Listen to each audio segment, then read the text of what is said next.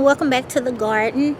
I'm just out here quickly showing you an update of some of the projects I've begun. I have a lot of things that's going all at one time, so right now things look really rough, but I hadn't put up a video in a while, and I decided I would take a minute and inform you guys of what's going on.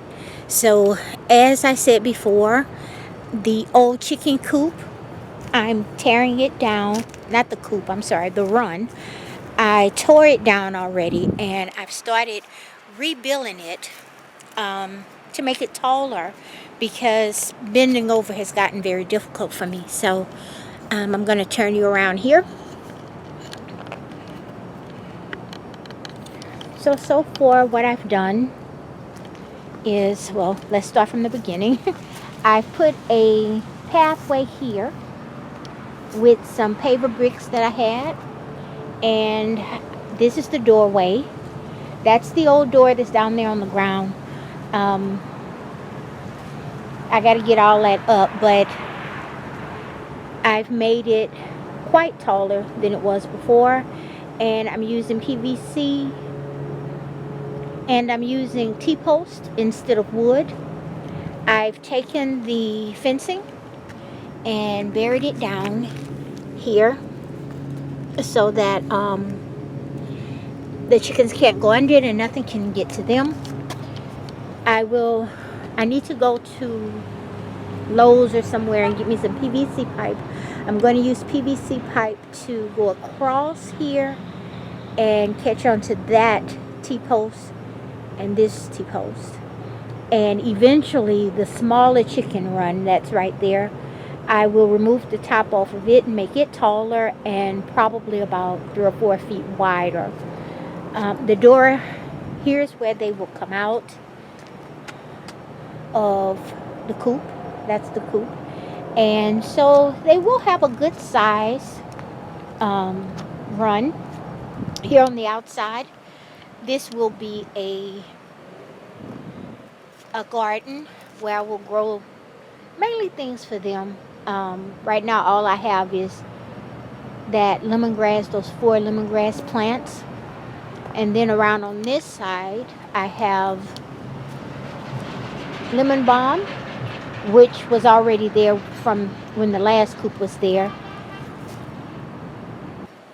So eventually later in the year I will grab on to this T-post and stretch it all the way across and grab onto this fence where the passion fruit is, so that the run that's back here can be enlarged and come all the way this way. I will leave this divider fence, and so that's where I house my ducks, and I will also make that run taller to be as tall as this one. I'm 5 foot, so this fence is probably about 5'3" tall, because it's taller than me. I can stand up in it comfortably. So I just wanted to show you guys what I've done so far. I still have to put the door on it. I have my hinges. I need to build the door and put the PVC pipe across the top, and then it will be draped across the top with plastic to help with the rain, and then I'll put a layer of a shade cloth over that, which will keep them cool in our hot summers. In digging, I collected all these bricks. There was a sidewalk under there, and so these bricks will eventually be used in the front yard to finish the sidewalk that's up there. I've yet to take you guys into the front yard, but in a few months we'll go up there when I start working on that. And because right now I just grow in the back. I haven't started growing in the front, but my plan is to put some beds up there. Now this is the bed where I had all of my sweet potato during the summer, and now this is just a brassica bed that's mainly cabbage. There's a few toasty in there, but it's mainly going to be cabbage, and I think I might have a little kale in there.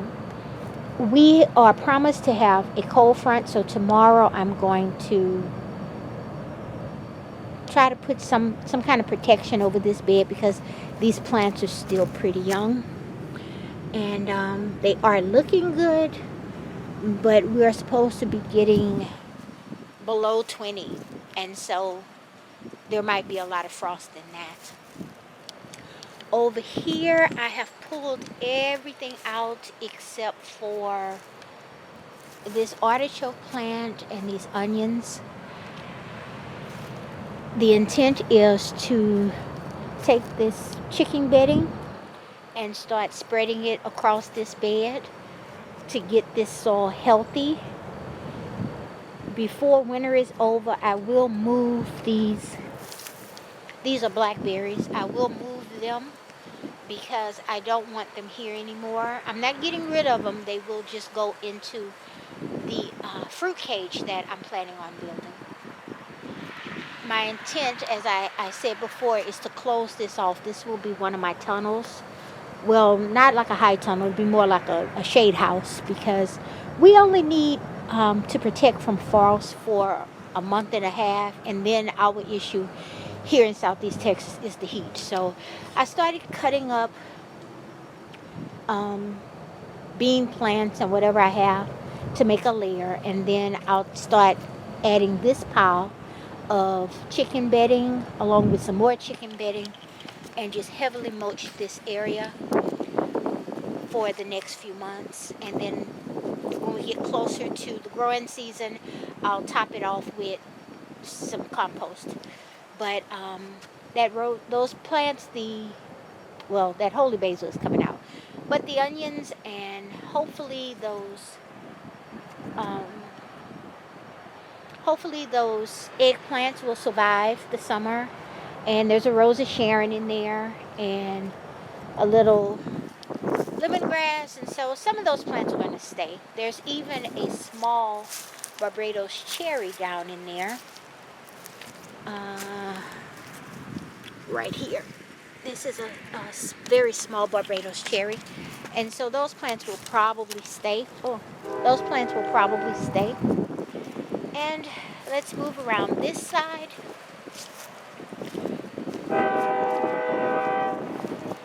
This is one of my seedling beds. I need to cover it.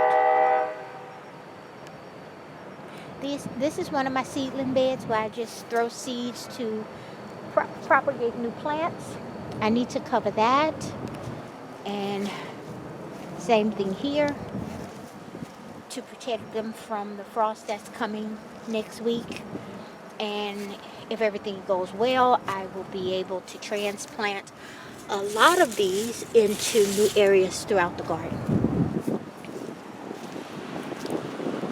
I've gotten the plastic up over the tunnel. This is where I had all of the pole beans growing.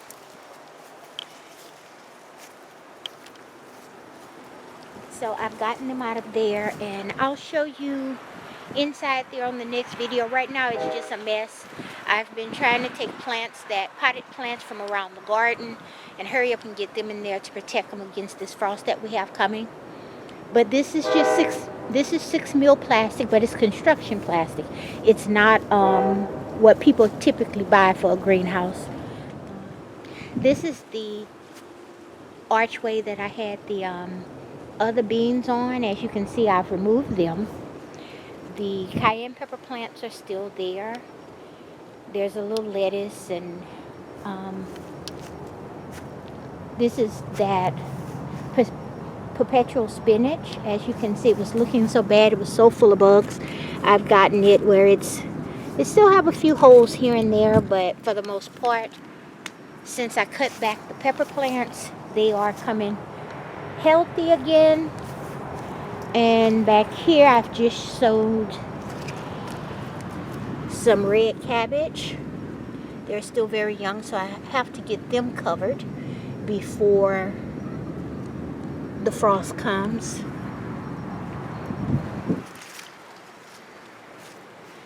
And then over here, these are the fava beans. As you can see, we've started getting quite a bit of rain, and so they have just really taken off. I need to protect them because they're starting to flower. And although fava beans are cold hardy, they can be burnt if they get frost on them, and so I don't want that to happen. So I have to figure out a way to protect them. There's a little bee munching away, getting what he needs. In these two pots, I just started some potatoes, and you can see here, well, that's a weed, but here and here and there, they're starting to come up. So I will cover this with a layer of plastic, and there's a little growth, and you see how that's mounding up. Something's pushing its way through there. And then when you turn this way, I have a few more fava beans, and here are some peas going up the trellis here. Those are telephone peas, and they are doing really well. These, I'm not really sure what these are. These were just some dried peas in a packet, and I put them down there. I'm not putting them on a trellis.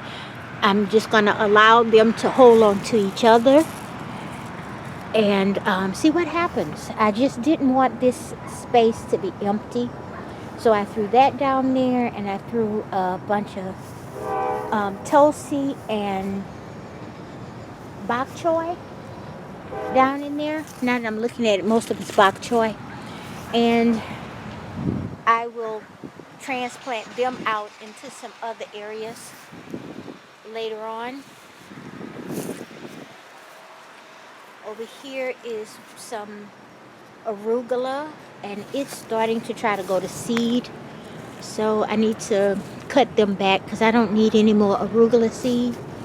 And there's some mustard and some cilantro and some beets.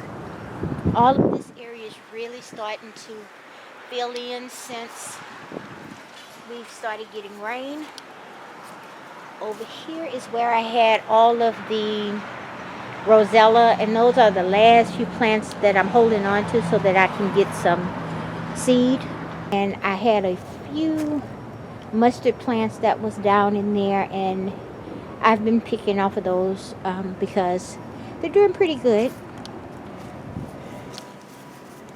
And then if we walk around this way, I have a cherry tomato plant that's under these fava beans that seeded itself, and it's flowering, so I'm going to try to protect it from the frost so that we can get some cherry tomatoes off of it. I do have some in the little tunnel, but they are not close to flowering yet. And then here's some beets, and they're just starting to swell up a little bit, and there's tons of weeds in there. I'll try to get in there and weed that out tomorrow. There's some daikon radish down up in there. There's some daikon radish down up in there. This cayenne pepper plant is still doing really well. I need to pick the peppers off of it before the cold comes. And then this is where I planted the garlic. This is where I planted the garlic. I need to do some weeding because weeds are getting in there, but for the most part, the garlic is looking all right. There's a little yellowing, so I probably need to put a little fertilizer down up in there. Here I had a lot of radishes. These are the few that are left because they weren't big enough to pick. And so I think I made a short video about the radishes that you can see on my channel. And there's another artichoke plant that I transplanted from the back. It's doing pretty well. This is my Rose of Sharon. It has went to sleep, and I probably will get some hardwood cuttings off of it. And all of this is pak choi that's going to seed. I'm going to allow it because I don't have many seeds left. And